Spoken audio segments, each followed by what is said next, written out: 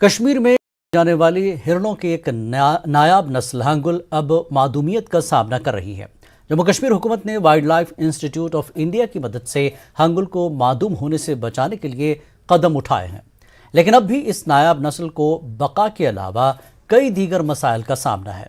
سرکار کی جانب سے ہانگل کو بچانے کے لیے بین الاقوامی تعاون کے ساتھ نئی کوششیں شروع کی گئی ہیں۔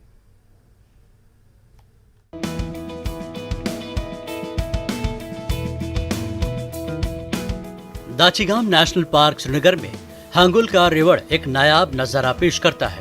داچیگام دنیا میں ہانگل کا واحد مسکن ہے۔ ان میں سے کچھ گاندربل کے وانگت اور ترال کی شکارگاہ میں بھی موجود ہیں۔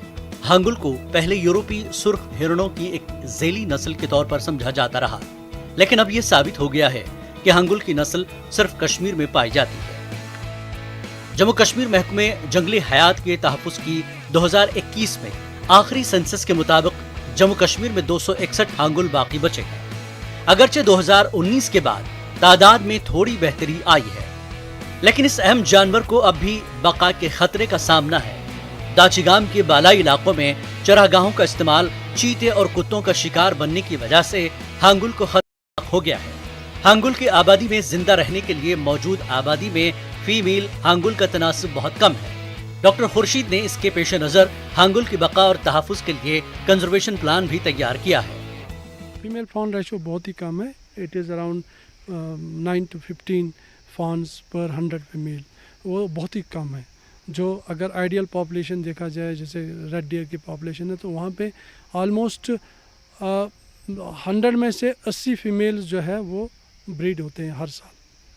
تو یہاں پہ تو اگر ہم یہ دیکھیں گے کہ اگر 20 تک بھی ہے تو وہ بہت ہی کم ہے۔ جب وہ پاپولیشن تک آ جاتی ہیں اس کے بعد وہ ان کا survival to adulthood, that is جہاں پہ لیپرڈ کام کرتا ہے، کلپریٹ وہ فانز کو کھاتا ہے۔ ان کو اڈلٹہڈ تک پہنچانے میں leopard, dog they play a very detrimental role. 20ویں صدی کے ریکارڈ کے مطابق کشمیر میں ہانگل کی تعداد 3 سے 5,000 کے درمیان تھی۔ مہاراجہ ہری سنگھ کی طرف سے تیار کردہ شکار کا نقشہ کشن گنگا کے کرن سے لے کر لولاب وادی تک ہانگل کی تقسیم کو ظاہر کرتا ہے۔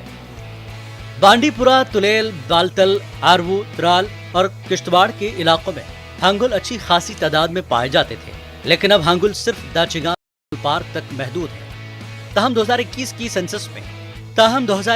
سنسس میں اسکاٹس کے محققین نے گاندربل اور شکارگاہ ترال کے 2 علاقوں میں ہانگل کی ایک چھوٹی آبادی پائی، جو کہ ایک خوش آئند بات ہے۔ جو داچی گام کے علاوہ جو ارلیئر لینڈسکیپس رہا کریں جن کو ریلک ہیبیٹیٹس بولتے ہیں، جیسے شکارگاہ ترال ہے، جیسے وانگت کنزرویشن ریزروز ہے، اس میں ہمیں اچھی خاصی پاپولیشن دیکھنے کو مل رہی ہے۔ ہرنوں کے اس اہم اور منفرد نسل کے معدوم ہونے کے خطرے کو مد نظر رکھتے ہوئے IUCN کی جانب سے شکارگاہ میں افزائش کا مرکز چلانے کے لیے شیر Kashmir university of agriculture science and technology کو تعاون فراہم کیا ہے۔ In the situation with the hangul, because the numbers are so low, XC2 has become an option that should be considered and is being considered. We need a safety population. With most of your deer living in one national park, what happens if disease outbreaks there or some sort of crisis in the management that reduces that population, then you have no hangul.